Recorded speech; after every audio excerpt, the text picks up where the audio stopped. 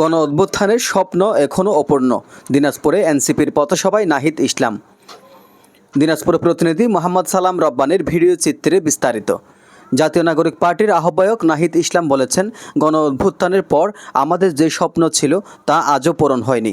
যারা সেই অভ্যুত্থানকে সফল করেছিল তারা এখনও জাগ্রত এবং রাজপথে সক্রিয় রয়েছে। আমরা কখনো দখলদারিত্ব কিংবা পুরনো সন্ত্রাসের রাজত্ব ফিরে আসতে দেব না। শুক্রবার 4 জুলাই সন্ধ্যা 7:45টায় দিনাজপুর ইনস্টিটিউট মাঠে অনুষ্ঠিত এক পথসভায় তিনি এসব কথা বলেন। পথসভাটি ছিল দেশ গড়তে জুলাই যাত্রা কর্মসূচির অংশ হিসেবে আয়োজিত একটি রাজনৈতিক সমাবেশ। প্রিয় দিনাজপুরবাসী, আমরা জানি জুলাই গণ অভ্যুত্থানের 1 বছর হতে যাচ্ছে। এই 1 বছরে আমাদের স্বপ্ন ছিল অনেক, আশা ছিল অনেক। আমরা ভেবেছিলাম দেশ পরিবর্তিত হবে, বৈষম্যহীন গণতান্ত্রিক বাংলাদেশের স্বপ্ন নিয়ে মানুষ রাজপথে নেমেছিল। দিনাজপুরের সন্তানেরা গুলি বুকে দিয়েছিল, সেই স্বপ্ন সেই স্বপ্ন স্বপ্নভাবে পূরণ হয় না।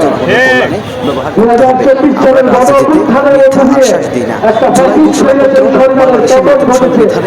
একটা নতুন বাংলাদেশকে বিনির্মাণ করা এখনো সম্ভব হয়নি। আমরা দেখতে পাচ্ছি যে সেই স্বৈরাচারী সরকারের, সেই ফ্যাসিস্ট সরকারের কাঠামোকে এখনো রেখে দেওয়ার চেষ্টা করছে। সেই আগের সৃষ্টিকে, সেই আগের দুর্নীতিবাদ, সেই আগের লুটেরাদের সেভ করার চেষ্টা করা হচ্ছে। প্রিয় বন্ধুগণ, আমরা বলতে চাই যে বাংলাদেশের মানুষ, বাংলাদেশের ছাত্র তরুণরা রাজপথে নেমে এসেছিল নতুন কাঠামোর জন্য, নতুন রাষ্ট্র, নতুন দেশের জন্য। সেই একটা দলের পরিবর্তে কেবল আরেকটা দল বসানোর জন্য নয়। প্রিয় দিনাজপুরবাসী, আমরা সেই 24-এর গণ অভ্যুত্থানে অসম্পূর্ণ কাজ সম্পূর্ণ করার জন্যই মাঠে নেমেছি।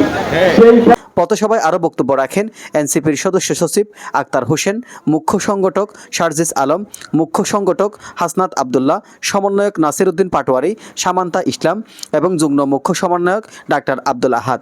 বক্তারা বলেন, যে সংবিধান মানুষের নিরাপত্তা দিতে পারে না সেই সংবিধান বদলানো দরকার।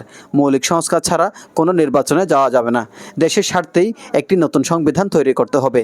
উল্লেখ্য, জুলাই যাত্রা কর্মসূচির অংশ হিসেবে এনসিপির নেতারা দিনাজপুর সফর করেন। 1 জুলাই থেকে শুরু হওয়া এই কর্মসূচি চলবে পুরো মাস জুড়ে। উত্তরাঞ্চল সফরের 3য় দিনে তারা দিনাজপুর পৌঁছান। শহর প্রবেশের আগে তারা ঠাকুরগাঁও থেকে যাত্রা শুরু করে পীরগঞ্জ, বীরগঞ্জ ও 10 মাইল হয়ে বিকেল 4:45টায় বালুবাড়িয়াস্থ বন্ধন কমিউনিটি সেন্টারে পৌঁছান। সেখান থেকে একটি বিশাল মিছিল বের হয়, যা শহরের বড় মাঠ, বাহাদুর বাজার ও লিলিমুড হয়ে ইনস্টিটিউট মাঠে গিয়ে পথসভায় রূপ নেয়। এর আগে নেতারা শহীদ পরিবারের সদস্যদের সঙ্গে মতবিনিময় করেন। এজান নিজামুদ্দিন, ডেস্ক রিপোর্ট।